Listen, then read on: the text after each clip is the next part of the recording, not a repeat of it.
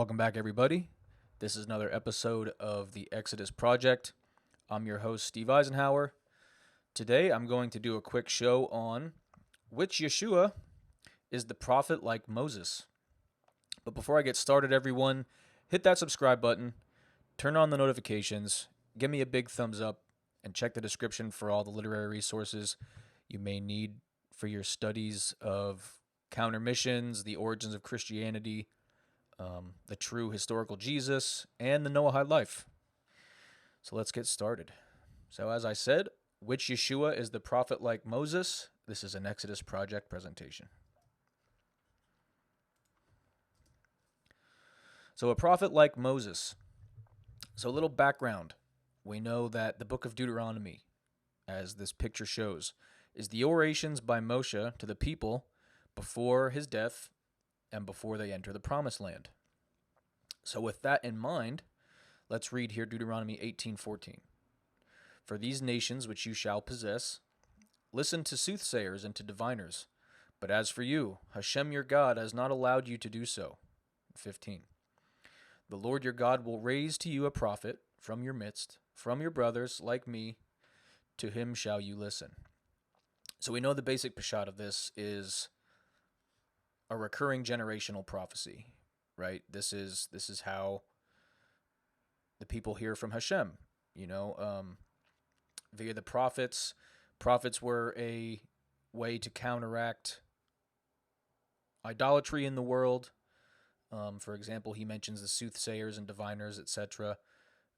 They could produce miracles. So prophets were really, they had a lot of functions, but a main thing to keep in mind is in the time of idolatry, when idolatrous priests could produce incredible miracles, prophets that could also produce miracles, we know Elijah, for example, Eliyahu, brings down the fire on Har Carmel, and the priests of Baal can't, right? So we see there a major function, and we understand that the Torah has to be an eternal message for all generations. So we could understand that Moses is talking about a generation-to-generation idea that Hashem will raise prophets from the Jewish people, from Israel, to speak and give rebuke and be a spiritual resource for the people.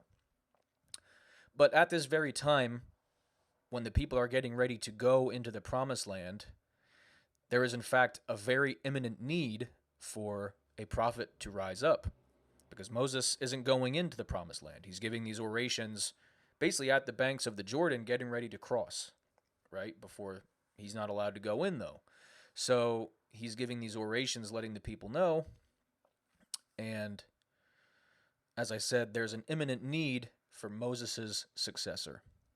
So let's move forward. So was this prophet Jesus of Nazareth? In Acts 3, we see Peter say, "And he shall send Jesus Christ, which before was preached unto you, whom the heaven must receive until the times of restitution of all things, which God hath spoken by the mouth of all his holy prophets since the world began. For Moses truly said unto the fathers, a prophet shall the Lord your God raise up unto you of your brethren, like unto me, him shall ye hear in all things whatsoever he shall say unto you. And it shall come to pass that every soul which will not hear that prophet shall be destroyed from among the people." So a little context on this. Peter, as I show in the photo, Peter heals the lame man.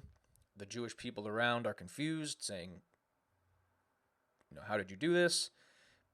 Peter basically claps back at him, mouths off to him, and says, Moses said a prophet was going to be raised up like him.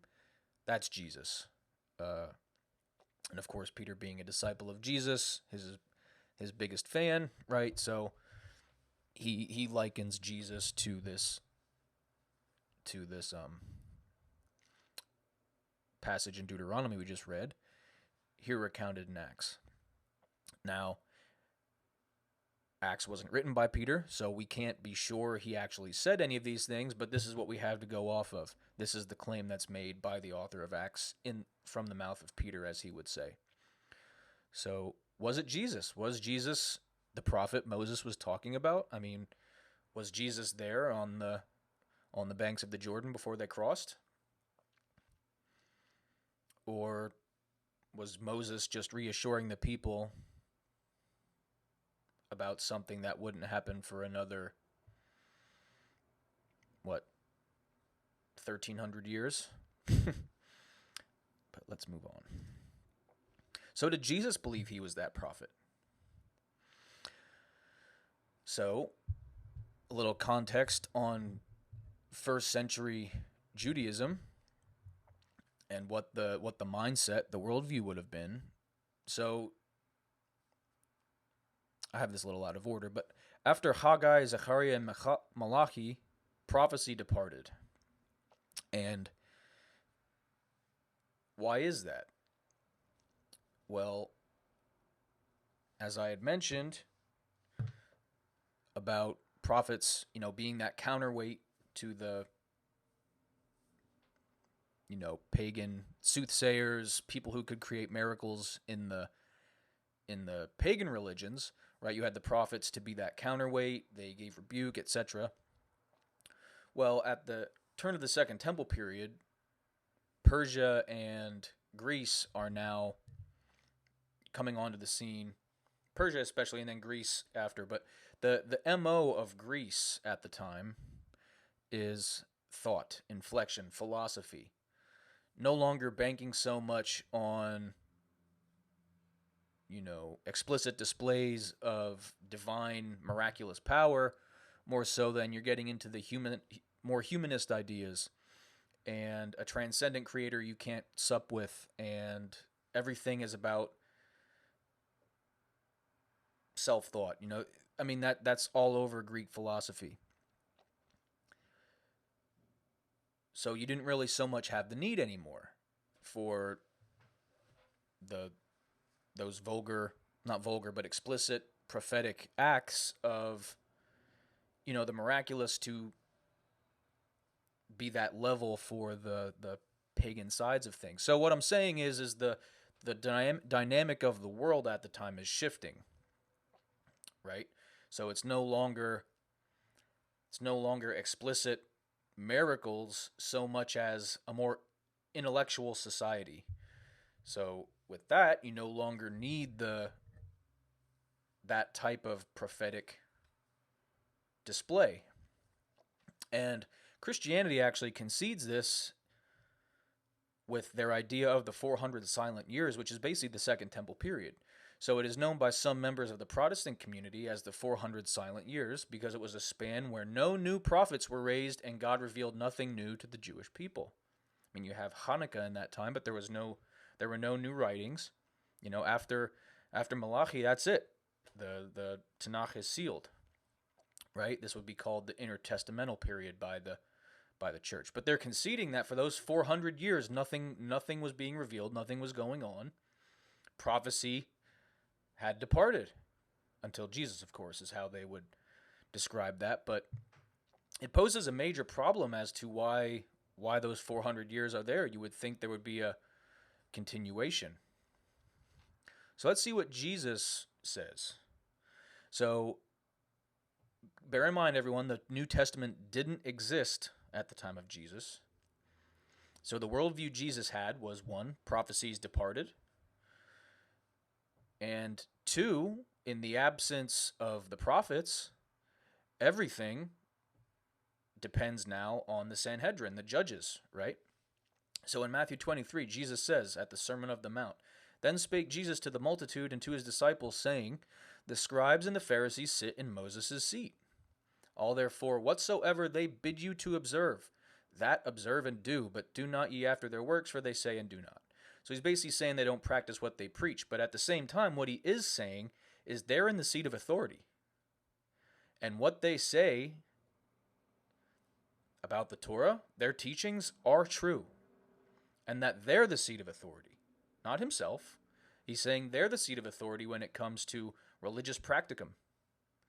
That what they tell you regarding how to practice Torah, even though they might not be practicing himself, which, how true is that claim? Not very true. It's a very tall a very big allegation, but regardless, he is openly saying that the Pharisees, Torah Judaism, which that's the faction that still exists today, they sit in the seat of Moses. They are, in fact, in the seat of authority when it comes to how to practice Judaism. Jesus says it outright. He doesn't say it about himself. He doesn't say it about his disciples. He's saying you have to listen to the Pharisees. The way they interpret and teach the Torah is correct. So let's move on. The seat of Moses. In Exodus 18:13, we see, and it came to pass on the next day that Moses sat to judge the people, and the people stood by Moses from the evening until the morning. So anyone who knows this passage, this is when Jethro, Yisrael, arrives, basically tells Moses, like, listen, you can't do this all on your own. You need help. You need judges. You need people to judge, people to take these smaller. You need to focus on supping with Hashem. You need to focus on speaking with Hashem and leading the nation. Let the judges handle it. So we see in Deuteronomy 16:18, you shall set up judges and law enforcement officials for yourself in all your cities that the Lord your God is giving you, for your tribes, and they shall judge the people with righteous judgment. So we see that there were, for example, like a Beis Din, the Sanhedrin, the Council of 71, etc. It's an institution made to judge in the seat of Moses, right? So they have the authority. They are there to read the Torah and give righteous judgments based upon Torah value and what the halacha is. So if we understand now, dialing back to that last slide, if Jesus was living in a time where the mainstream majority idea is that prophecies departed, we are relying completely on the Beis Din, we're relying completely on the Sanhedrin. If Jesus is in a time of that worldview, and he says the Pharisees and the scribes, the teachers of the Torah, they sit in the seat of Moses, this is what he is referencing. He's not saying that he is the prophet of Moses. He, the one that in reality leads the nation with righteous judgment. What he is saying is that the judges are now doing that. In the absence of prophecy, it falls completely upon the teachers of the law. Now, he might not have agreed with what they were doing in their personal lives. Clearly, I don't believe that was true, that they weren't practicing what they were preaching. I do believe that was a slander effort by the author of the gospel. But at the same time, he says it outright that even though Jesus didn't believe with how they were conducting their own lives, what they were teaching is authoritative and completely true, and that you have to listen to them. So let's move on. So Joshua, the son of Nun. So as we have gone over the Jesus side of things, I think it's pretty clear that Jesus is in fact shoving away the idea that he is that prophet. Because one, at the time, prophecy had departed. And two, he is conceding that the seat of authority and the seat of teaching is upon the judges, upon the Pharisees and the teacher of the law. So let's see if Joshua fits the bill.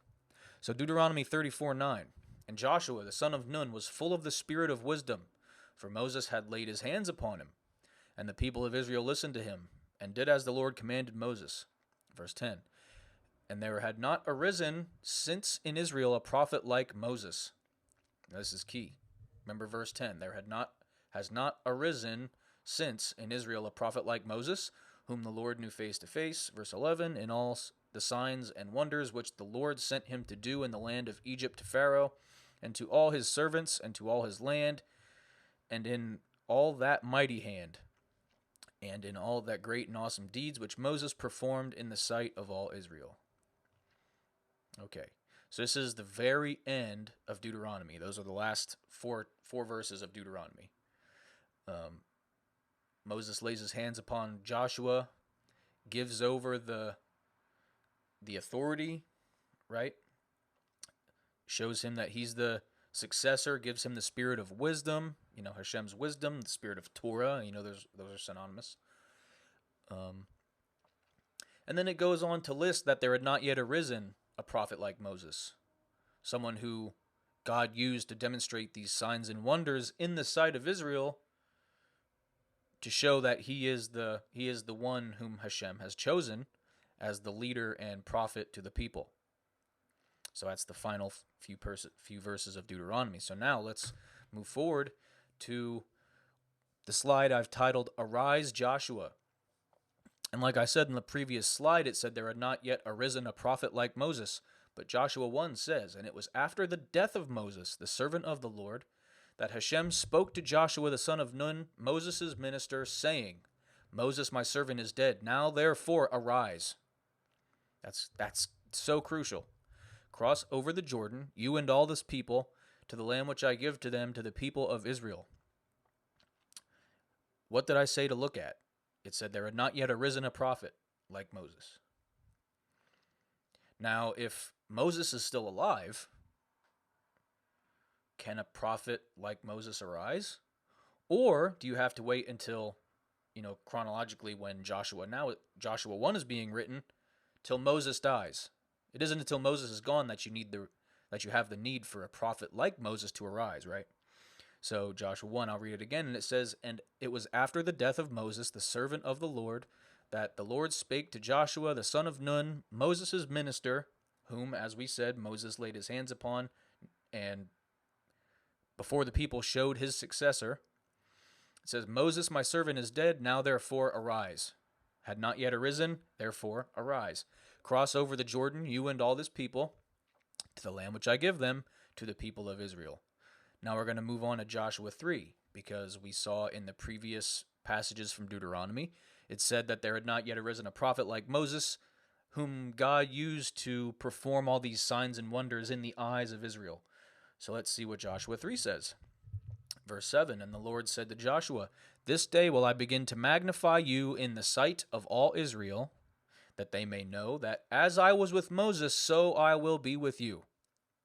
That verse is so crucial. One, because magnify or raise you up in the sight of all Israel. We saw that in Deuteronomy 34, right? That there had not yet arisen a prophet who was producing the signs and wonders in the eyes of Israel, right?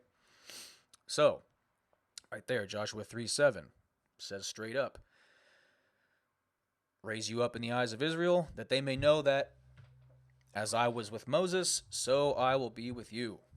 He's clearly the imminent replacement, the imminent successor. Verse 16 of that same chapter. So now they're about to cross the Jordan. They're about to enter the promised land now. And this is where you really see the succession and how Hashem is going to use signs and wonders to prove to the people that Joshua is in fact the prophet, the imminent prophet like Moses. So that the waters which came, this is speaking about the Jordan, so that the waters which came down from above stood and rose up in a heap very far from the city Adam, that is beside Zaratan. And those who came down toward the sea of Arabah, the sea of salt, failed and were cut off. And the people who passed over right opposite Jericho, and the priests who carried the ark of the covenant of the Lord stand firm on dry ground in the midst of the Jordan, and all the people of Israel passed over on dry ground until all the people had passed over the Jordan. Now what does that, look at the picture. What's that look like? They crossed over on dry ground. It's a sign for the people, a sign and a wonder in the sight of Israel, that now, under Joshua's leadership, they're going to get the signs and wonders, just as the Sea of Reeds opened for Moshe. Now the Jordan's going to split, and the people are going to cross on dry land for Joshua, son of Nun. So I'll leave the decision up to all of you guys, but I'd say it's pretty clear that contextually, Yeshua ben Nun is in fact the successor, and contextually, he is the prophet like Moses. Whereas, on the contrary, nowhere did Jesus ever say he sat in the seat of Moses. At the time, prophecy had departed when Jesus was living. And Jesus himself admits that the authority to judge as Moses judged, it belongs to the Pharisees, right? It belongs to the judges. So I'd say it's pretty clear, guys. Like I said, I'll let you decide, but I'd say Yehoshua ben Nun, definitely fits the bill much better than Yeshua HaNotzri.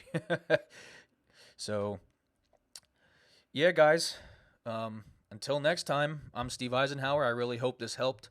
I hope this shed some light for anyone sola scriptura. Right? This really should be an eye opener, because I'm sure that you're just going by what you've heard and what Acts says. Well, this is what the Torah and subsequently the Tanakh says. So, like I said, I hope this helps everyone. Feel free to screenshot the notes. They're there for you. But until next time, I'm Steve Eisenhower. This was the Exodus Project. I'll see you next time.